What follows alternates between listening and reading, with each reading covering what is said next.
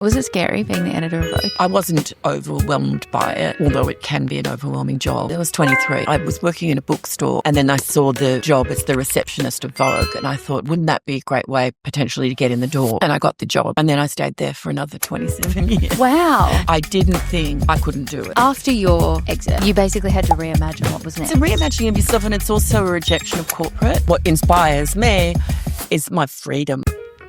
Welcome to Process the Podcast, a meeting of creative minds. Let's dive in. I'm so excited to chat today.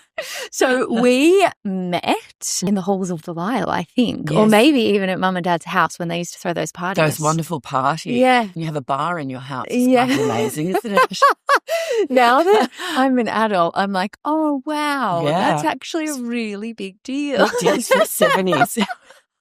So They were yeah. quite the fixture in the 70s. But Yes. yeah, like to have that very posh bar. It's amazing. Yeah. Nobody drinks there anymore. No. They just don't really entertain, I think, the changing of the times and Well, and everything. you know, your parties kind of tend to dwindle a bit as Yeah. Well, Mum and Dad. Dad also don't trust the liquor that's in the bar anymore because they never have really done like a full restock. But Aaron and I my older brother used to replace everything with water. Yeah. So Mum and Dad would have people over and then they'd go to pour someone pretty important a drink and they'd be like, you little fuck. Like, and I didn't really realize like the weight of what a thing that is to do. Yes, And because Mum and they're Dad very was- important hoteliers, so it's not really they're on brand.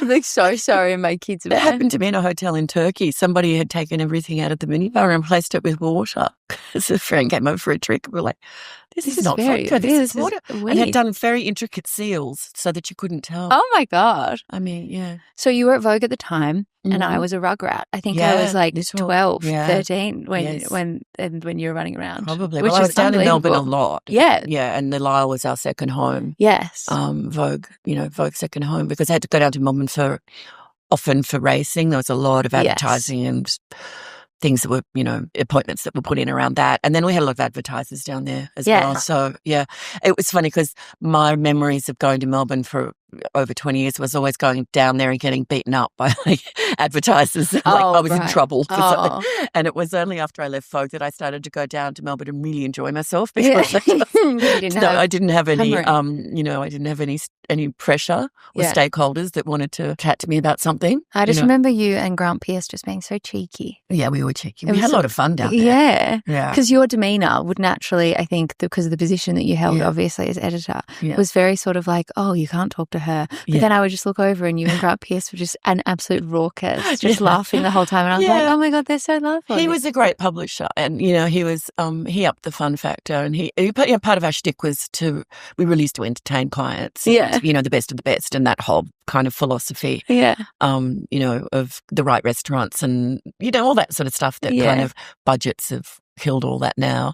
But that was sort of old style marketing, I guess. Yeah. Yeah. Yeah. Relationship building and yeah. courting people. Mm. So I have so much that I want to talk to you about, but what was your journey before Vogue? How did you find yourself there? My journey was just, I'd had various sort of office jobs and things like that just after I left school and just travelled the world because I just wanted to get out. I'd grown up in the Shire and found that very stifling and I just wanted out. I wanted to go to England and there was that sort of, it had come out of punk and into new romantic period and I wanted to just go over and see all that and see the fashion in the streets and all that sort of stuff. And then I was working, I'd come back and I was working in a bookstore and writing on the side, just sort of sending articles to various independent newspapers and things like that. And then I saw the job as the receptionist of Vogue and I thought, wouldn't that be a great way potentially to get in the door? Because, that is a world that completely interests me and I'd read every book on everything fashion and pop culture and what have you. I think I'd read the entire book, was the Pocket and Technical Bookstore. And so I went for the job as receptionist when I was 23 Wow. and I got the job, yeah. And then I stayed there for another 27 years. Wow. Yes.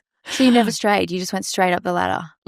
Pretty much, yeah. I went and lived in Paris for a while as a foreign correspondent in the 90s. Wow. But I still worked for Vogue.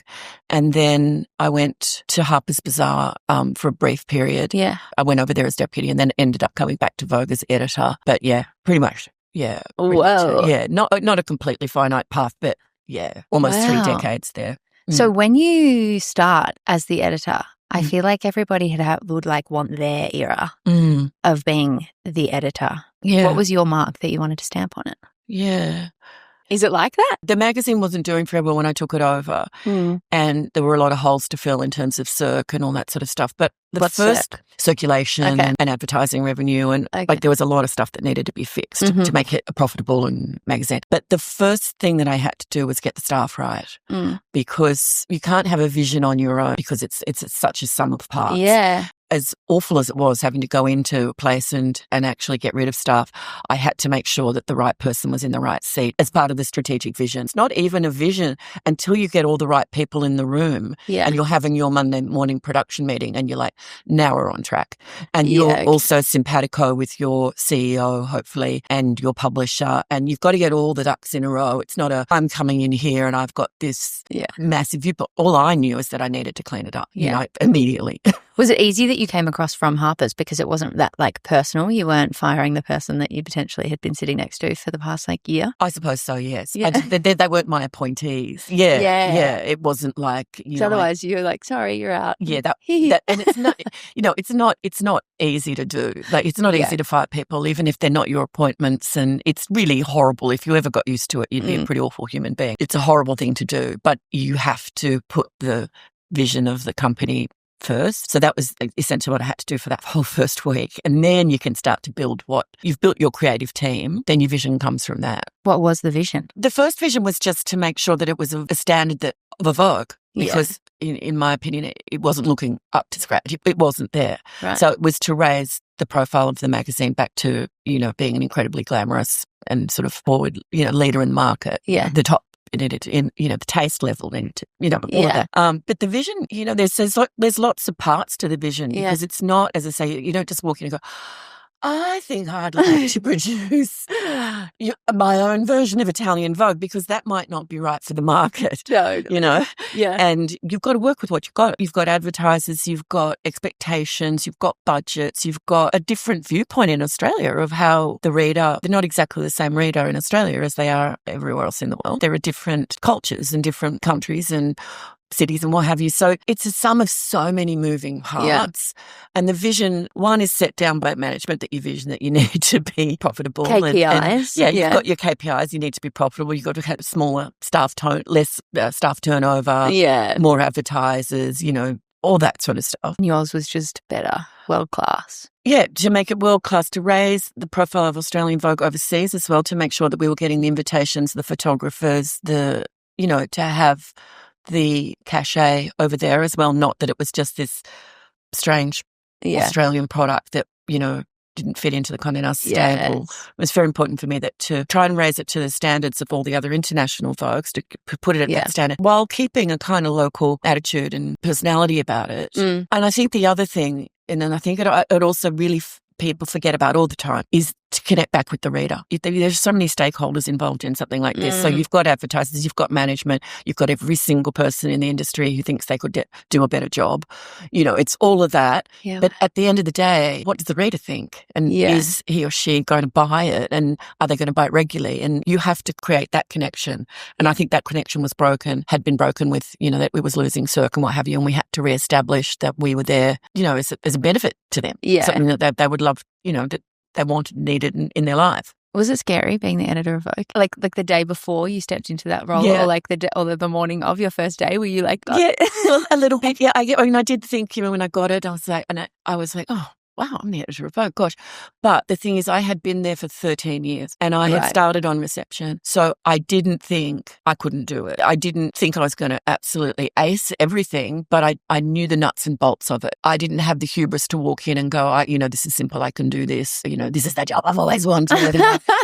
Not at all. It was like, I know how to do it. I know what the accounts department's going to say. I know if you're late with production. Okay. I know that L'Oreal are a pain to deal with, you know, all that sort of stuff. I wasn't overwhelmed by it, although it can be an overwhelming job. But if you know the nuts and bolts, then you can kind of, you know, the cream comes later. Yeah. It's just a job. Yeah. Yeah. You don't really feel the weight of it till you leave. And then you realise that you had all that expectation on you and you have to build quite a tough skin. You have to have very tough skin.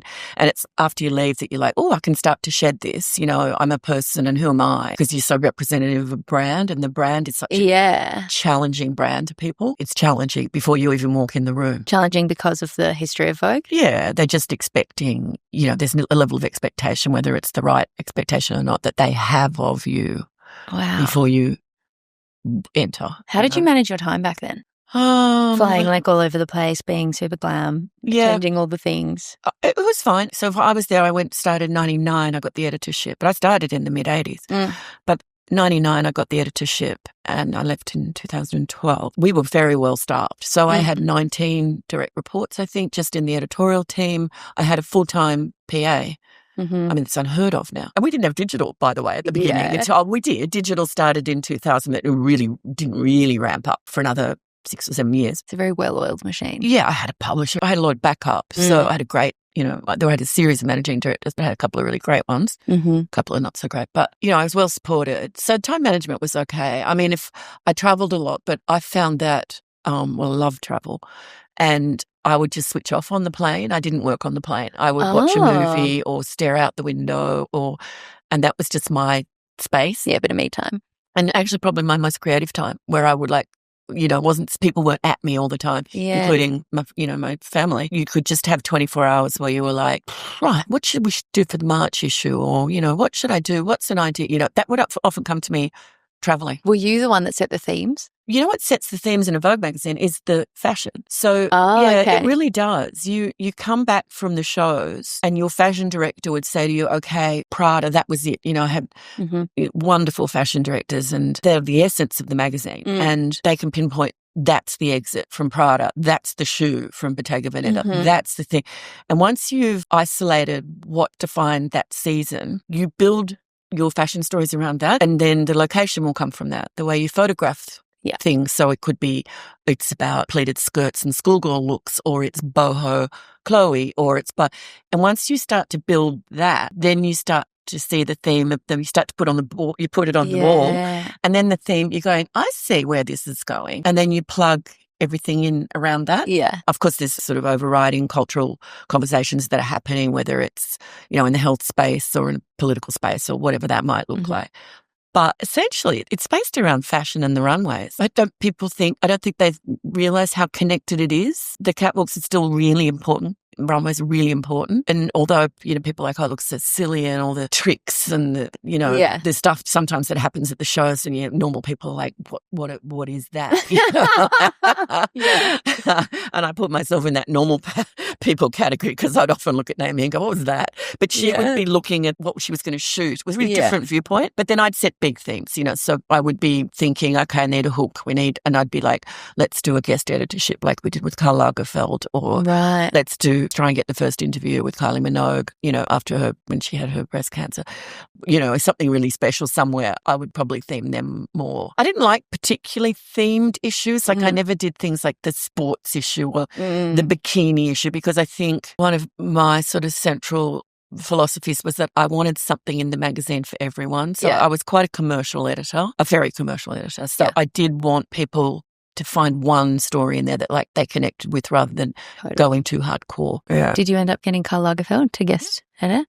How was that? Amazing. When a guest edit happens and you're the editor, do you step back or are you hand-holding? With him, I did, yeah. He sort of loosely, it was very hard to get him because he didn't use email. He sent very long faxes that he wrote. We still have fax machines in handwriting. And then and he'd phone me late at night. So it'd be like midnight our time for me to talk to him. But he did a loose sort of, I had a Paris editor on the ground, my friend Charla, who was up sort of Paris stringer, and she would be the conduit. But then he'd say, I'm going to do something on Kylie in my house. I'm going to do Nicole he shot her in couture. He wanted Kate Blanchett to play Chanel. He did every single page. We'd be like, what's the fragrance match? And he'd say, it was quite stressful for the whole staff, but we gave ourselves 2 months as a lead up time as opposed to just 4 weeks, maybe more than 2 months because of the lag time of the communication. But he did every page. Yeah, he did. Whoa. Yeah. Is that a highlight? Oh, for sure. Because I look at that issue now and it stands up. It was kind of quirky. It was really weird. He didn't know Australia. He never made it to Australia. He was going to come out for the opening or for the launch. Yeah. And then he cancelled. He sent Hedy Slimane out and Hedy Slimane turns up in my office and I'm like, okay, hi. Just surprised the whole team. And I think Karl, it was just such a long journey for him. And I guess he was, getting on a bit at that point. But it holds up. Some of the stuff's amazing that's in there. Yeah, no, that was definitely a high point. And it was really good for Australia, for Karl Lagerfeld to do Australian Vogue. Yeah. It was quite a coup. Yeah. Yeah. What did you learn from him? Does anything come to mind? He actually had a really good sense of humour. As weirdly, he lived in that incredibly rarefied world. I remember once I was in Paris and he said, I turned up for something with him, a shoot, and he said, where's Charlotte? And I said, she couldn't come. That was our Paris editor. And I said, she couldn't come today. She's got an ad job she had to do. And he goes, yeah, I get that. You got to pay the rent. Like he wasn't, where's Charlotte? He was like, yeah, I get that, Sure. Oh, I love you. Yeah. He was kind of quite down to earth and he just understood that we were all working people and that we had to get this thing out the door. And you watched him, he did so much. He was so busy right up until he passed. Yeah. You got to look at somebody like that. That creativity just keeps coming because he just keeps going. Yeah. And works till 3:00 in the morning on Diet Coke, Diet Pepsi he drank. And, would just have a finger in every pie. Like his energy level was incredible. Well, I admired his energy level. He wasn't pretentious at all. I love hearing that. It's so nice because I feel like your world is so far away. Even when you read the little anecdotes and stuff around the press that you got for your book after your exit, it's like they love to amp up the places you were invited to and the things that you did. And even the way you're and Hedy showed up. What? Yes. But you know what? I look back at that now and I'm so glad we didn't have social media there then. Really? Yeah. I find it really onerous now, to be honest, that sort of capturing your every moment. And it can look really show-offy. I know now it's part of your brand to do that. You have to do that. I'm just glad that I got to keep all of that to myself. Yeah, would you have had to you would have had to shared every single minute of that. Would have been Q&A with Karl behind the scenes. I mean, okay, maybe it was because very unintimate. Maybe that seems a bit selfish because I got the interactions, but I was playing them out for the reader in the magazine. Yeah. And I never joined to be the front of the camera. I hated it. I'd see the red carpet, all those walls, and I'd be like, I go behind a pot plant. I hate that. And the PR will pull you out, and you have to. The editor of Vogue, it's like, because I started as a journo and I like to be behind the scenes. I hate being at the front. Whereas there's a lot of people who want those jobs because they want to be at the front. Yeah. Social media has changed everything about why you want the job. Yeah, it's interesting even now having a podcast, how much of it is well, if I just did a TikTok a day, I'm sure it would blow up faster. But it's very disingenuous for me to do that because it's about you guys and the conversations I'm having with you. And then it's about the audience. It's I'm the vessel, I'm not the star. Yeah. So it feels weird. 100%. And I mean, you see it with, say, I've noticed it in some cafes that have opened up near me recently. If they're good at TikTok, they've got tons and tons of patrons, customers. And it doesn't seem fair. Yeah. Because the food, it just doesn't seem fair. Yeah, it's like a secret weapon. Yeah. You're good at it. So good at social media, so good at it with the editing and the splicing and the music and all that sort of stuff. And a lot of it's smoke and mirrors. When you think about your editing style, were you much more visual or were you wordy? What did you tackle more? Did you sink your teeth into the visual side of things and the shoots, or did you sink your teeth into the words? I am a wordsmith, so words, of course. But the best part, the sweet spot is when the image and the words absolutely match. Right. And you know it when you see it. When you have a page of blue things that are, say they're inspired by Saint-Tropez. I love that where you look. Which one of these is not making sense, because it's a magazine, putting a magazine together is like a puzzle. And you'd be like, it would stick out so obviously, and then you'd be like, that heading is not quite right.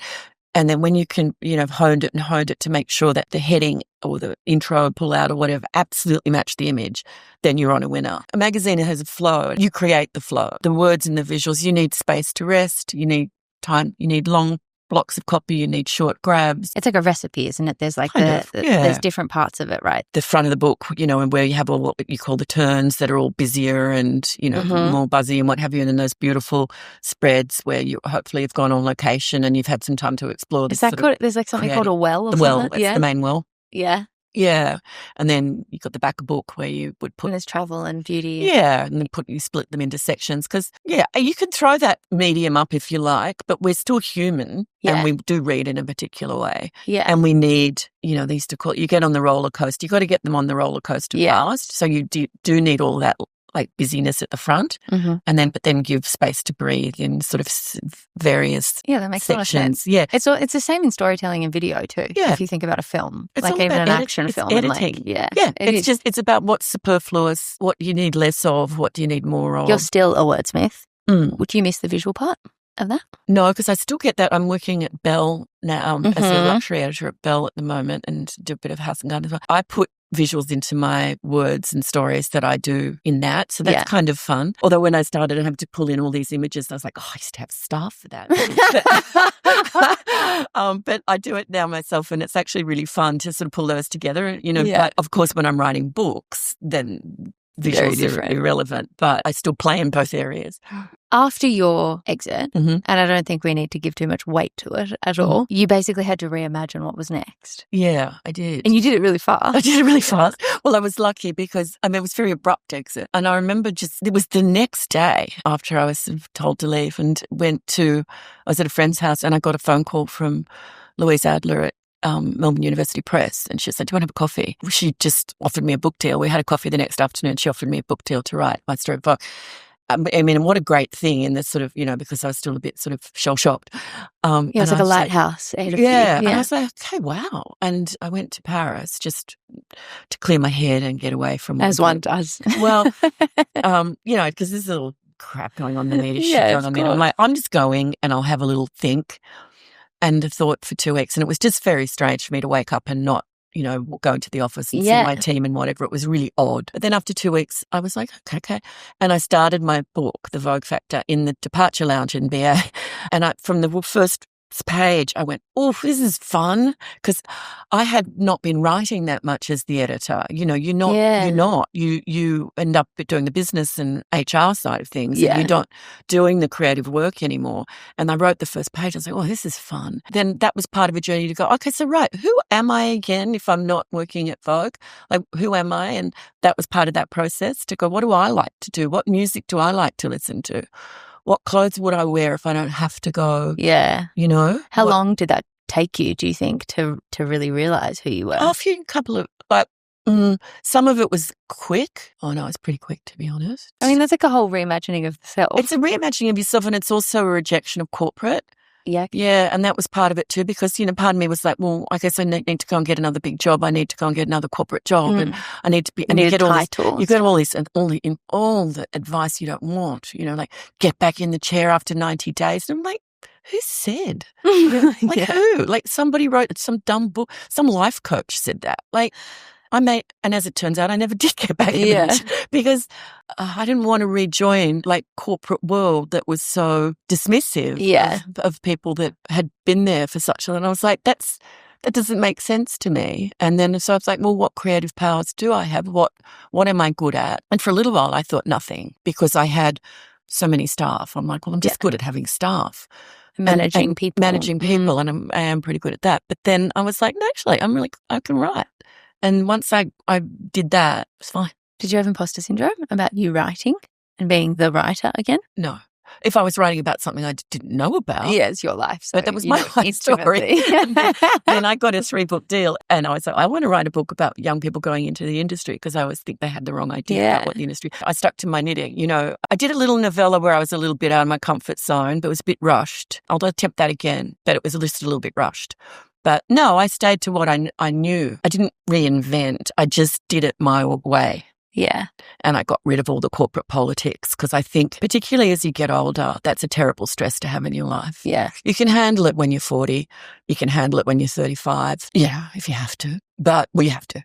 But it's not a stress that I think is something I wanted to have in, the next chapter. End to end, how long did the book take from start to finish? 8 months. Was that like a wild ride of rediscovery and like reflection? Yeah, a little bit. It was very cathartic, obviously. So I wrote every day for about 5 hours and not on the weekends. I did structure it because I was going into an office because it was such an abrupt break from Vogue. I needed to have that structure. Yeah. It wasn't chronological. I did it in sections. Like I did some around the Princess Mary interview and I did some around the Karl Lagerfeld piece and then I did something around models and being thin. And I loved it, actually. It's really fun to write. And I had been legaled by News Corp, so I had to be careful about what I wrote. With NDAs and stuff? Yeah, I had to be careful of that. The only way you could really approach that is to do that through a novel and, caging. Because it's and I guess through that time you would have had a lot of people being like, oh, honey, like, and that. But then ultimately you're also just trying to be this super creative vessel. That's horrible because what are you going to do next? Or what are you, like, it's a terrible thing to ask someone straight away. It's like,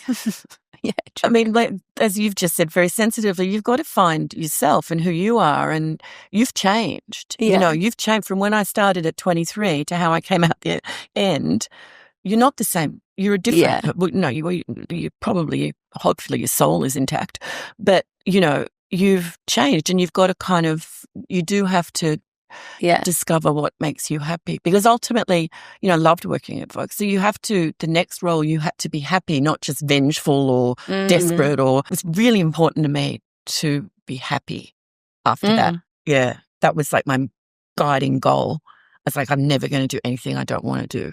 Wow. Still my guiding goal. Yeah. The redefining piece is so interesting. I think I've only really come into the podcast since February last year. I decided to go all in because until then it was sort of just this like, oh, okay, I'll email that person and see. Like there was never any consistency really. It was just much more of a hobby. And then I went through this whole process of releasing the Lyle and being mum and dad's daughter.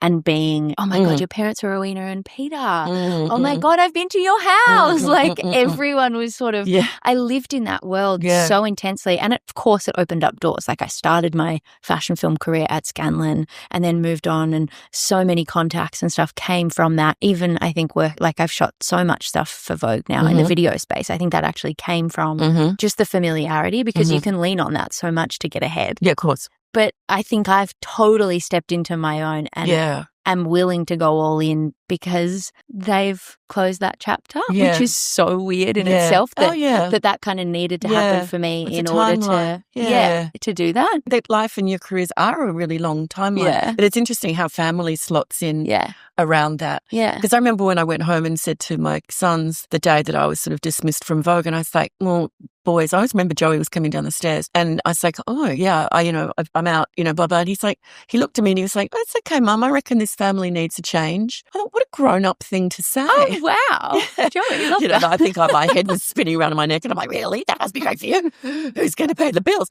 But part of me also was like, you're right. We actually do, and I did take with me from that.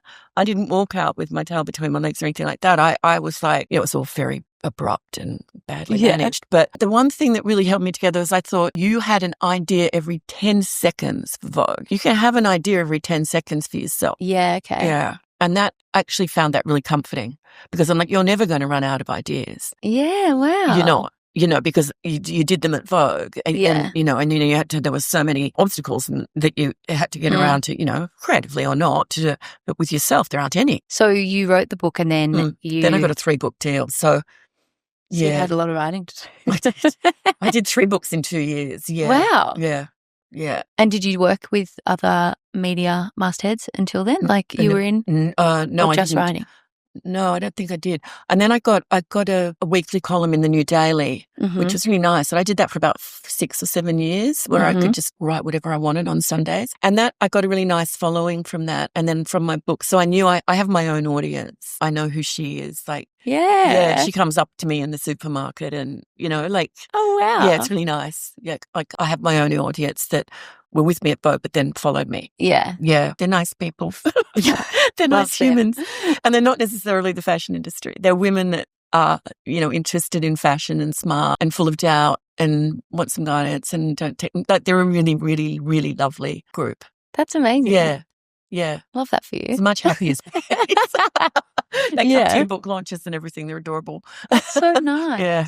So freelancer life now. And it's worked out okay, like you throw yourself out there, like, you've got to like open up to the world of abundance. But, I've got a board directorship. I lecture at college. I do speaking gigs. I write opinion pieces. I've got magazine work. I've done tons of different things. So it comes, I can MC stuff. I do lots of different things. If I was redoing my website, I mentor. I do a lot of mentoring, not all paid. Again, I never, even if something drops off and something comes in the door and something, I always think that if it all came down to nothing, I could still come up with an idea. I don't think I'll ever run out of ideas. I don't think so. Do you think that that's like the creativity is like that thing, right, where the more you do it, the more it gives back to you? Yes, I think the more you do things, it's consistency and you just get into a flow. Yeah. You can also give yourself breaks. We don't have to be creative all the time. Yeah. Like we can be really just be, which I think is really important. My biggest problem at the moment is monetizing my creativity. 100%. And every fucking idea I have, I'm like, that'll be a business. That's a great business. No, shut up. And I'm like, no, don't. Because I feel for this generation as well, because you have to be really entrepreneurial. You and I have had this discussion before. Those really big legacy type, there's hardly any of them left. They've hardly got any staff. There's not the big things in my day that you could join Condé Nast or Fairfax or everything's fallen over and people are and they're, being run by interns or two people or people with good ideas. Not only do you have to be entrepreneurial, but you have the entire world on your fingertips and you can get very easily discouraged because you look and you go, it's been done. Someone's doing it in Poland or Jakarta or Auckland. You can see, my time was a more naive time. Oh, yeah. And in the naivety, it was easier in a funny way. Yeah. I think it's really hard now for when young people are starting out and everything looks like it's been done and they have to find their niche. I think that's hard. I do. And then there's also so much sameness as well.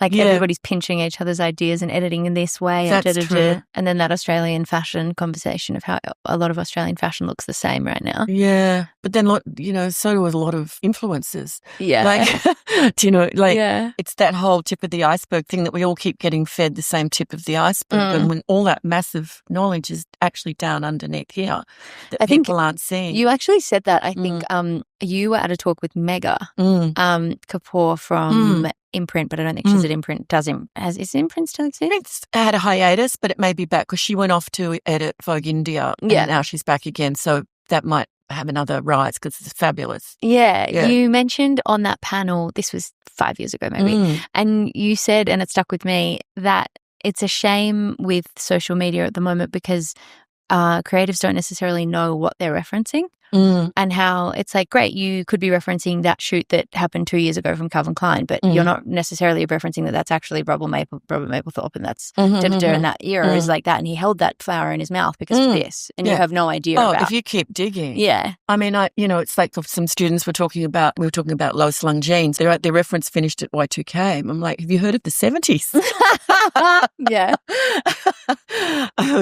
But also I don't want to damn them because there's so much more information. I mean, look at what we're dealing with now. We just politically look at what we're dealing with. There's just stuff being sent out from the White House, everywhere, on Twitter, on X. Yeah. It is so difficult to find that space to just sit down and go, that 10,000 hours, which I still agree with. Yeah. To find that 10,000 hours probably relates back to you embracing your podcast with two hands. It's like you put in the time to be the expert because all that pinching and stealing, people can see that. People know. It's authenticity and the hours spent doing something and really deep diving into something and knowing it is very obvious in a person. How do you work with your creativity now? Like when you are to be creative, do you have like a routine or how do you let new creativity in, for example? Really good question. It's a funny thing. I've got an idea for a novel. I've written 2 chapters of it and I've been stalling on it because I, like everybody else, all those thoughts come into your head. Why? Why do you need to do this? Yeah. You're too old. It's who needs it? Does the world need another book? And so all of those things come into play, and so I've put it aside. But sometimes in me, and it's been like that since I was little, you can feel something start to build. It's in you. You can feel it wanting to come out. Like it's I don't even know how to describe it particularly well. So I get my paid work out of the way. You know, I do that. And then I'm like, I can feel this thing that wants to come out. So I have to try and tap in and channel that. I think I should just do it. And I think I should do it even if the world doesn't need it. Yeah. Maybe I need it. Maybe I need to. Yeah. You know, because I was talking to a friend who was an author, very respected author, and I was babbling on one night and I said, I've got this book idea, but I don't know if I should do it because it's not like chick lit, but it's right. I'm not sure about chick lit. Yeah, but I was going on, well, what's wrong with chick lit anyway? It's quite derogatory. And I was like, I don't know if I should do that or I should, because my audience likes this. So I'm just babbling. Yeah. And she's like, can I give you a piece of advice? I was like, oh, please do. And she's like, write the book you want to write. Ooh, shocking. Yeah, wow. Fantastic piece of advice. What is the book that you want to write? I think I have to start writing it. And then it will just make itself known. Yeah. Wow. Yeah. I say that's a really good piece of advice. Do you have to rather than pandering to an audience or believing there's an audience there that isn't? Or, you know, people do that a lot. Yeah, being too over-analytical. Well, people create audiences in their heads that actually aren't there. Yeah, absolutely. In fashion design, in restaurateurs, they make a product they want to make. But how do you overcome that if you are going to do the book that you want to do? You just got to do it and evaluate it. Figure it out. Yeah. It's like work. I couldn't sit around and think, is there a need for a march? Which there probably wasn't.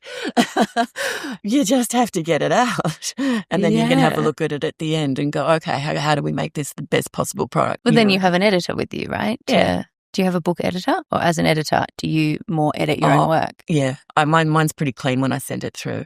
And then you get your line editing where it's like, you know, they might try and expand, but I'm not a first-time writer. So I think I'm pretty good at self-editing. But they're very valuable line editors because they do ask you to explain things in a different way and you're kind of like, oh, don't you get it? And then you realize that they actually have a point. Yeah. Line editors are really important. Yeah.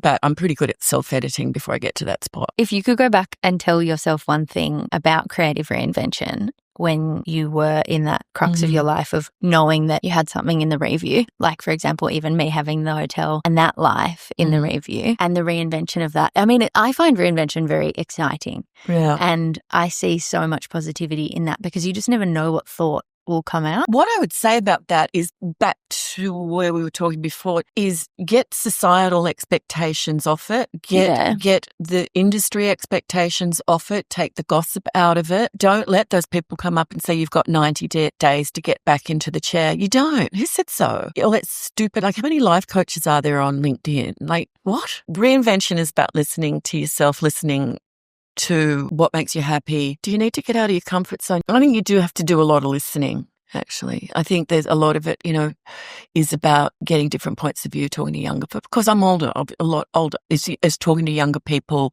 and how the world's changed and your place in it. I think that's really important. Part of that is that you're not a sage as such. You know, you've got some wisdom that you've taken with you, but you have to stay connected with the conversations. And that's a very good way to do it when you're not in corporate. Yeah. Corporate is, so much of it is just, you know, keeping your head down. Yeah. It's not very pure, is it? You know, well, it's not very creative. No. You can use creativity in the corporate world for sure in terms of managing staff and strategies and goals. There is some creative thinking involved in that. Yeah, the commerciality doesn't really allow for much creativity. No. We seem to be becoming less empathetic, you know, just as humans. It's like the real nastiness that we've seen, that the leading, you know, if you look at America and the you know, the rhetoric now and the way that people speak, there is a real deterioration of that being kind and being human. Yeah, there's a bit missing. I went to acting school, which I think you knew, and I was analysing why I went there. The nature of my childhood was these kind of events and things popping up and family things and blah, blah, blah, and like life would happen to me with breakups when I was a teenager and all that. But at the end of the day, if mum and dad hadn't finished work, I would go into a hotel room alone. So much of what I would digest and stuff, and the reason I wanted to go to acting school was so that, because when people go to the theatre, they're essentially putting something on and people attend so that they feel less alone. I've done everything that I do now to make sure that people feel less alone.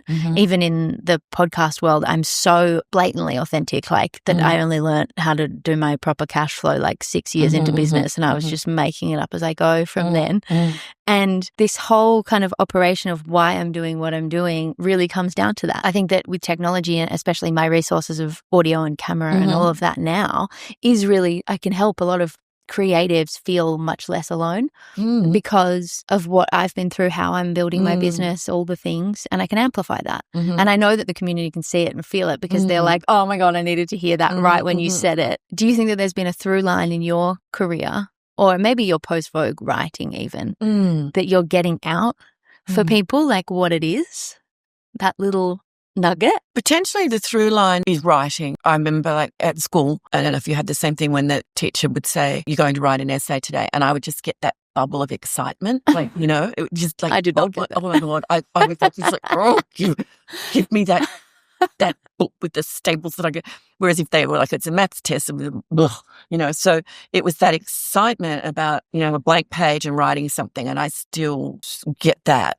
And I still got that at the beginning of sitting down at a production meeting of every Vogue magazine. And there's a blank wall. And I'd be like, oof, like, how am I going to fill that? Like that is a through. Like you give me a blank page and I'm just like, how do you fill it? I guess at the end of that, I don't want to use the word communication because it's so overdone. I like to have conversations, and I'm a very conversational writer as well. I'm not an academic writer, and I'm certainly not an obscure writer, or even, I'm not going to win a Booker Prize anytime soon. I can let you know that much. But you haven't written it yet. Okay. I don't know, but you're 2 chapters. They're a type, and they're a good type. I can't do them, but I can have a conversation. I can connect, you know, through words with a reader. I find that incredibly enjoyable, you know, and as I say, I've got an audience through that. So my through line is that point of connection, is that I like to just talk. You just connect with them. Yeah, I'm a big talker, I guess. I can also listen, but that was sort of taken away from me at Vogue. Like, not taken away from it, it's you don't do it because you're too busy doing other stuff. Well, you manage people. You're not the creative, right? Not really. But what I did find creative about that role was me finding the right people for the right job and appreciating other creatives. Yeah. I think that's part of my skill set, is to see something in someone, you know, whether it's through mentoring or whatever, it's seeing something and believing in them and supporting them. Like, I'm all about that because I can spot a fraud a mile off. Vogue used to attract a lot of them. Yeah. Yeah. Oof. And, had this really fabulous deputy. I had my PA and my deputy, and they were both like really just ace women that just cut through all the shit, you know. And I used to call them the tomb dogs because they wouldn't let any bullshit through. Wow. You know, it just, we had big bullshit detectors because a lot of people wanted to work at Vogue for what it could do for them as opposed to what they could do for the magazine, you know. So I prided myself on getting really talented people who were there for the work. I still really like that. Vogue Australia was a different sort of scenario to, you know, an Italian Vogue with Franca Sozzani or Anna Wintour's terribly powerful Vogue or whatever. Vogue Australia had occupied different part. But then I don't only define myself from being an ex-Vogue editor because I haven't been at Vogue now for 12 years or something. The way I feel like I'm still connected to the industry is how much time I spend with young people and supporting them and encouraging them in a very fractured and terrible, weird market, but understanding that they had the same hopes, dreams and desires that I did. Yeah. And like, how can they channel that to have a meaningful career? Because I understand what their impetus is. I get it. And fashion looks like it's exciting. It looks exciting, but you know how hard it is when you actually have to get in there and do the work. Sorry, to go back to my legacy, it is connection and communication and just supporting people, I think, you know, kind of seeing creatives and bolstering them. I think the world's not designed for that. You know, creatives are the first things to get cut out of on the spreadsheet. Yes. You know, the first thing that McKinsey gets rid of. Creatives are not valued the way they should be, you know, even in a corporate organisation as well. They're the whole nuts and bolts. They're the goose that lays the golden egg. And they're always the first ones to be shafted on headcount. Yeah. You know? Yeah. It doesn't add up. So creatives need to be nurtured. appreciated more than ever. And I don't mean just someone who, is banging on about painting. I mean people who've got creative solutions to things and creative sensitivities to how they approach things. And it's not, strictly I've got an art show happening, but I mean creative in the sense of anything they could be doing, but adding that sense of sensitivity and purpose to it. Yeah. Like what kind of advice do you find yourself giving them? Sometimes you might have to separate your creative life from how you're making money. I mean, most of us have got a not trust fund kids, and there has to be a medium there where this is done here and then there's your creative outlet. They're not necessarily all going to happen at the same time. It's the same way if people want to have a job that has purpose and maybe social purpose, and some sort of social justice back to it. Maybe not everything can be done at the same time, but you can live a very interesting and varied and energetic life by tapping into all bits of that.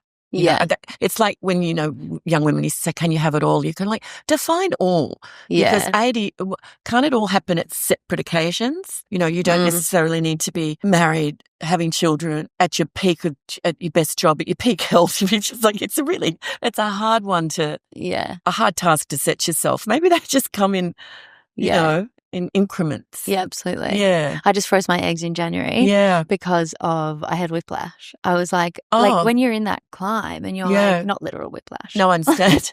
But how old are you? 32. Yeah, see, I was having this conversation with a young woman last night because all my young friends got that social media pressure at 32 to freeze their eggs. I'm like, now they're 39. I'm like, what are you getting now? They're like perimenopause. Oh. They're all targeting you. Yeah, there's always something. Oh, perimenopause. I'm like, I said to my friend, I know you have really heavy, but why are they targeting you? Yeah, well. Perimenopause is, they're 10 years they're about 10 years early, already giving you problems you don't, Anyway, yeah. I understand whiplash and freezing your eggs. I understand that because I'm sure that it feels like you have agency when you freeze your eggs. So you're like, that's done, tick, I don't have to, I get that. It also was a choice that. For my boyfriend as well. I hadn't been in a long-term adult relationship like this in a while, and I wanted to make sure that I wasn't just with him at this age going all in because I was like, the father of my children and like that. Yeah. I wanted to separate the two and even the act of freezing my eggs and just the bed rest that you kind of need for that. Yeah. He was unbelievable and I fell in love with him tenfold through that process. Yeah, no, I get it. I mean, I've been with two girls gone to the centre, medical centre with them and picked them up afterwards and had, of course, and had tea and cake because I get it, so that you're not making bad decisions because with the pressing time. But I also think we also need to be cognizant of what is being pushed on us by social media and making us feel that we, this is something we have to do and but around fertility there are time pressures. But the perimenopause one's actually really giving me the shits. Yeah. That is so individual. Yeah. To start going at it because they're 38 years old. It's ridiculous. So what is perimenopause in that sense? Well, when you're starting to head towards menopause, but that is completely and utterly, that's not related to fertility is a whole different thing. That it is completely individual. A doctor should talk about this more than me. But I just feel like that one's really heightened because they're like, okay, you froze your eggs. What else can we make you worry about? Yeah. Seriously. Yeah. What other insecurity can we capitalize on? And what about them to do? Well, what's targeting me now? I don't know. Old age. Old age homes, probably. Oh, my God. No, I haven't. I don't know. Mum's chair Pilates. That's what I've been. I was like, come on, I can do my own Pilates. I don't need a chair Pilates. Mum's getting cruises at the moment. She's excited about. Oh yeah, I'm not anti-cruise. I would fucking love that. Cruises are fantastic. I just want to unpack and then not have to unpack again. Right. Oh, it's that the would best. be so lush. It's the best. And they have high-speed internet now, so we can get a lot done. No, they're great. You know what needs to happen? I've been doing a lot of them for my role, is that they've traditionally only been for older people. Not that there's anything wrong with older people, but I like the intergenerational ones and there's a lot of women traveling on their own now. I went on a fabulous cruise recently and there were 5 single women on the cruise. There's only 22 people, 22 from 75 to 30, and they were fabulous women, because they're already adventurous because they're on the cruise. And you find your peeps for dinner and all that sort of stuff, and I think we're going to see more of that because it's a safe space for women to travel on their own. You can make new friends. It's really great. I had a 75-year-old kayaking buddy. She was fabulous. There was a fabulous girl from she ran Latin America, Spotify in Latin America. Oh my God. She was great. One of my last questions that I have for you is about the people that feel like it's too late to start. Mm. I feel like you'll have a really feisty fuck off answer for that. Yeah.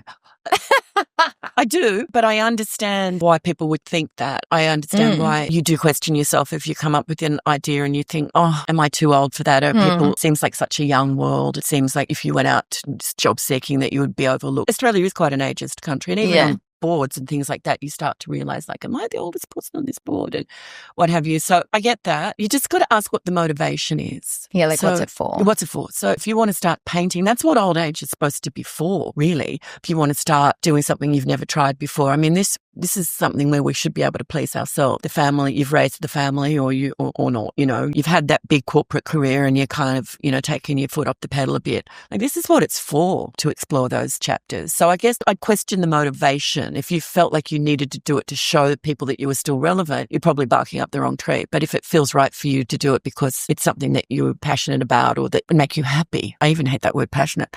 If it would make you happy, then you should do it. Why do you hate the word passionate? Oh, I think so many people used to say to me, I have a passion for fashion. And I don't. Of course, it's never too late to start something. We can pull up all sorts of examples of, you know, people who started doing things later in life. I love those little Instagram things that you get and you're like, it's like so-and-so started this business. Like the worst example is the Colonel from KFC. He started at like 67 or something. Did he? So old. That's why the picture of him is this old dude. Yeah. He killed it. I reckon it'd be really hard. I don't know about starting a business at I guess so. Why not? In my head, it goes to the more creative art. I mean, like if you were like, could you want to do a startup tomorrow of a bloody I'd be like, I don't know. I just can't get onto those fluoro lights anymore and have the meetings and I like, you know, no. There I could say to you, I'm too old for that because I'm almost too old for another opinion now. Like I just don't want to.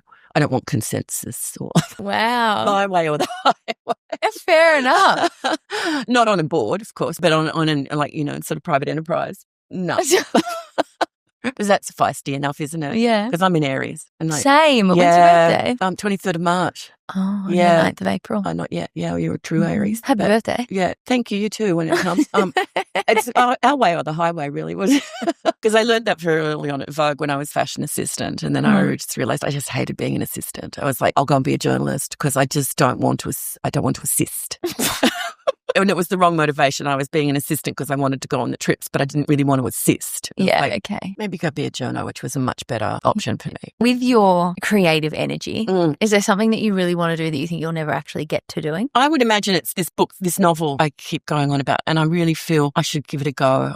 You don't want to die not knowing, do you? So no. I should give it. And weirdly, I've got an agent was interested in it, so I don't know what has been stopping me. Is it that question of what does anyone need this? Mm-hmm. Yeah. Is it a novella? Is that what you said? It'll be a novel. It was a crime novel, actually. I think I want to read it because. Do you want to read it? Yeah, I'd like to get off TikTok. Oh, yeah. And I should back myself, you know. It's because I get those loves, as I say to you, I've got these lovely women who are really smarter than me, women that are running huge companies, whatever, who come up and go, oh, you're going to write another book? Oh, I'd love another one. And I'm like, we would love another one. Okay, should I? Okay, I'll do it. I'm going away tomorrow and I thought, I've got 3 days by the beach on my own. I'm like, maybe I should just go for it. 100%. I have to revise the chapter because I wrote it in the third person, not knowing who the protagonist is. And now I realize it's me. So I got to go back and write it in the first person. Oh, okay. So what is the process of writing a book for you? Do you just start and then it makes itself? Or are you like, there's cue cards everywhere and it's all very mapped? I've started, but I'll finish these 2 chapters. Then if I get a green light, then I'll go back and I'll probably start mapping out some characters and things, but I don't know who. Actually, I wrote this character. It was a friend of mine who works in PR, and I called her and I said, you're in my book. I said, I've written this character really close to her. And she's like, that's exciting. Wow. And I was like, you're probably going to get murdered. She was like, okay, great. Kill her off. Fuck it. Yeah. I haven't quite worked out who's the murderer and who's going to get murdered yet, but I think that'll come as you write. It'll make sense. It'll start to make sense. I can't wait. Do you feel like you get, when you have a holiday booked, where are you going? Going up to Halcyon House. Divine. Yeah, I haven't been. Do you feel like if you choose to do something with your time while you're on holiday like that, you're actually robbing yourself of relaxing because you just go so all in? No, I'm pretty relaxed. Okay, I don't have the full. I mean, I'm not stressed. Okay. If I had to fill out a questionnaire, I'd be right down the bottom. Okay. I was stressed because I don't have a corporate job. Yeah. I have the most wonderful editor at Bell, who I just send in my work. Yeah. I don't have to go into the office. Like, I don't have any stress, really. This is amazing. I made that happen. Yeah. She's awesome. But I made my life not have any of those stresses. Yeah, wow. I still do yoga and could wake up when I want. You have an incredible ability of making time for people. And even the way that you mentor and all of that, even the way that you've made time for me over the years is very generous. And I just love it so much. But, I feel there was this lovely young woman. She sent me an email to ask for career advice. She went through my email on my website. She went through LinkedIn. She went through the DM on Insta. She found every way in, and I just thought she was in Perth. And I'm like, for your initiative, what is it going to kill me to spend 20 minutes on Zoom with her to chat about what she wants, her hopes and dreams and aspirations? And we had a 20-minute Zoom call, and not to sound too, lofty about it, but I had such a wonderful career and opportunity and all that stuff that I had in my mag days. And I kind of do feel like you should pay it back to young people who are chomping at the bit to do stuff. And, it isn't that wide open field that we had when there were 10 magazines or what have you. Yeah. Kind of feel like you should. They deserve your 20 minutes. Is there something that you find that women are struggling with the most? People think they have to be good at everything. Everything's so demanding in a job. It's because it's of the digital world and it's all 24/7 or whatever. And they kind of have to be good at everything, and they haven't got the space to drill down into one thing. I want to be a florist, or I want to be a ceramicist, or I want to be a blah. They're kind of, I think they're addled. Their brains are addled with TikTok and all that sort of stuff, that everybody just seems to be a bit like, overwhelmed. Yeah. And then add to, as they get older, the issues that you're talking about with, family and babies, and when do you slot those times in, and, the cost of living and all that. There's a lot of that as well. This kind of quest for perfection that is everywhere, and it's not only in working life and all image, it's also, of course, physical, and on times of all the injectables and the blah and the nail and the hair and the mark and the Ozempic and the blah and the tea parties and and this absolute quest for. And if I could say to any of them, just be easy on yourself. Just try and be nice. The people, you need to be your own friend. There'll be enough. You're going to get criticism from enough people. You don't need to self-criticize. I mean, you need to be self-aware, but people are so. I feel young women are so self-critical, and you just want to look at them and go, look at you, beaming, you beautiful. Like what? And they just. I feel, what they're just being attached to be told they're not good enough. Yeah. I think there's a lot of that.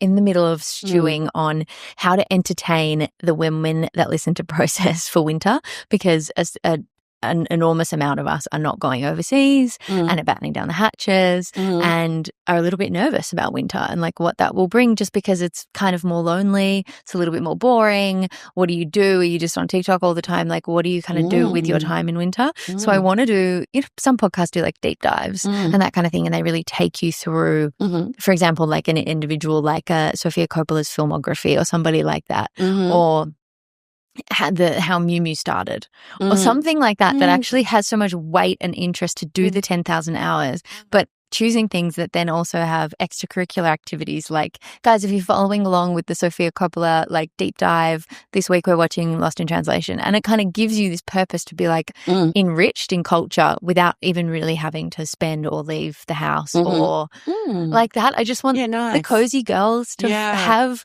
this like moment of culture, because I find there's a lot of like fashion and kind of culture podcasts that are out. They're not doing that research. They're not there kind of figuring those pieces out. Everybody has that beautiful Sofia Coppola coffee table book, but no one fucking read it.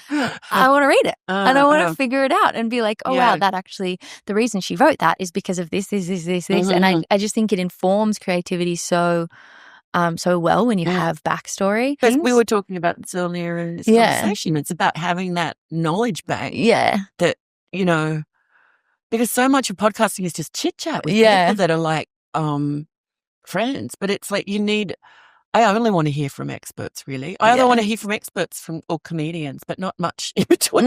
Do you know? Everybody, I mean, I'm sure everyone's got an opinion. God, didn't I know it at Vogue? But one thing I always say to the students too, it's like, particularly if they're TikTok raised. Yeah. It's like you say, who are you following? And they look at you blankly because they're not following anyone. They're being followed. Yeah. And if you're not making a conscious decision to follow something or to read something or whatever, then you're in a whole other area of knowledge. And I read this really good quote, and I don't know who said it. Was like, if you're not paying for a product, you are the product. Wow. I was like, oh. So, you know, like paying for mastheads and things like that. Yeah. If you're not paying for the New York Times, or you're not paying for the Sydney Morning Herald, or you're not paying for Vogue Runway app, you know, and you're just getting it from TikTok. It's scary that you think that you're making a decision to open that up, but it's not. No, you're not. And they don't, because I'm like, where do you get your fashion tips? And they look at me, trends, when are you, I don't know, it's just, and it found you. But there's all this really amazing stuff out there that you have to find. Yeah. It won't find you. That's not how the algorithm works. You know, it's not.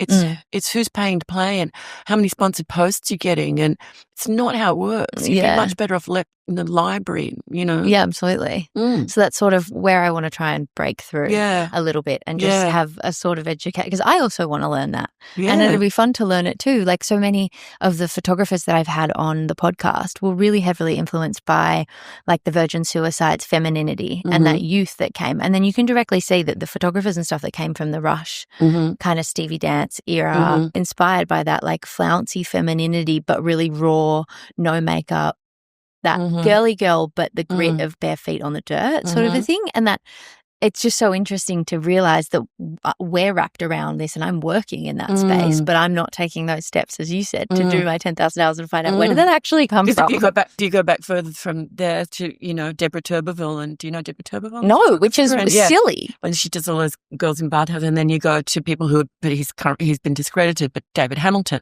who did all those 13-year-old girls in dresses, but it got it. Yeah. Now in retrospect, when people, it was a bit weird. Okay. It crossed a line. I want to do like Bill Henson, but was he weird, or is that still art? No, I think it's definitely Bill Henson. Yeah. I mean, there was those big issues when the certain organisation went after him, but I think Bill had real relationships with his subjects, and it wasn't predatory.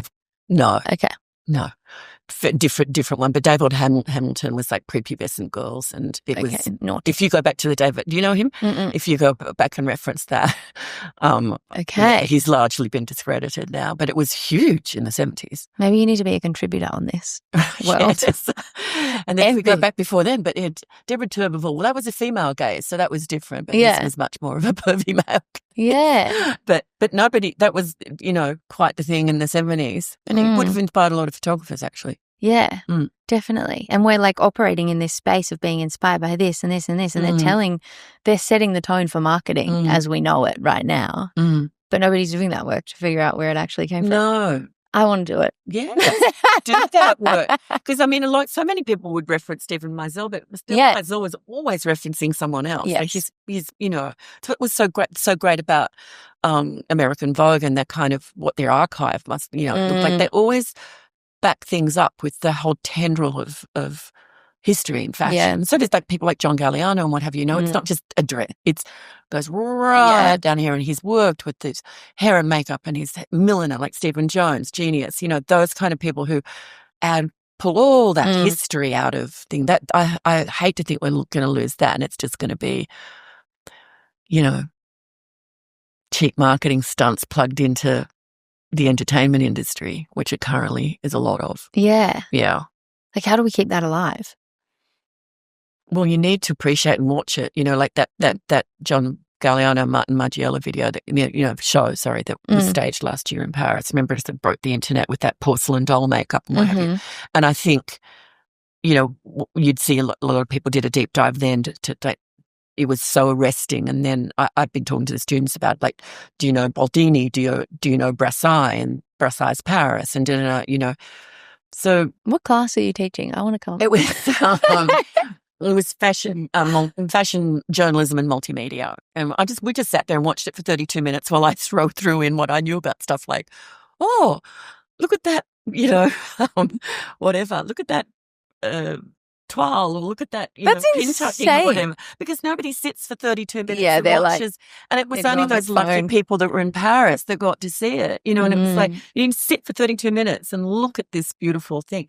I'm not here to solve the tertiary education system, but... We spoke so much about who is inspiring the photographers of right now. Who is inspiring you right now? I think what's inspiring me is what's always inspired me, but I'm traveling. I travel a lot now, and because I can, and I also spend a lot of time with young people, and my sons too. My sons are both in that space. My son's, one of them's a film editor, and the other one is the lead thinker at an ad agency. And so I have really great conversations with younger people, combining that with travel. What inspires me is my freedom. Yeah, wow. Do you document your travels and stuff? Yeah. Are you a journaler? No, because normally it's commission and I've got to write the piece anyway for a magazine. Just your thoughts in general? No, I don't journal. No. Maybe I should. Maybe that's a late life pastime, Arielle, that I should take up. I just feel like you've got such an incredible wealth of knowledge. How are you not being like, yeah, obviously, give me that face. How are you not getting it out? Yeah, I know. Don't know. It's like a therapy session. Couching out. I'm going to write that book. Thank you so much. Thank you. I just love talking to you. Thank you. It was lovely to do. It's really nice to explore inside your own head. Well, I think you're brilliant. Oh, thanks. And I can't wait to read the novel. And I'm betting I can't wait to see who gets murdered. I know. Yeah. Have you got a name yet? No. Okay. No, I haven't. I think of a name every day. A book. Like somebody will say something and I think that's a great name for a novel. That's a great name for a novel. But no, I'm going to do it.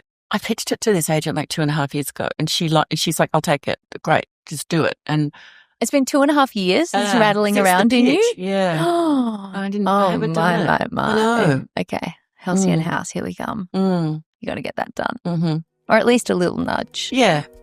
A peruse. Yeah. Yeah. I'm excited for you. Thank you.